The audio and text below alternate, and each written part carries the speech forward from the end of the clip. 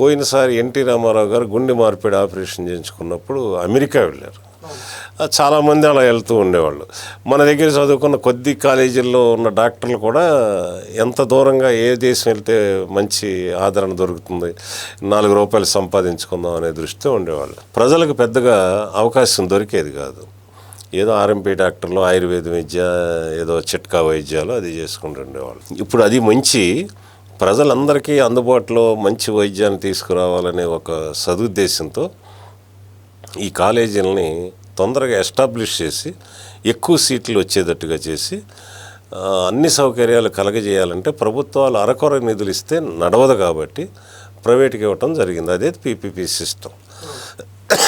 అలా వీలైనంత తొందరగా ప్రజలకు అందుబాటులోకి తెచ్చి విద్యార్థులను చేర్చుకొని ఆ డాక్టర్స్ని సమాజంలోకి పంపిస్తే మన వైద్యం మన దగ్గరే జరుగుతుంది. అమెరికా వెళ్ళక్కర్లేదు, లండన్ వెళ్ళక్కర్లేదు, స్విట్జర్లాండ్ వెళ్ళక్కర్లేదు.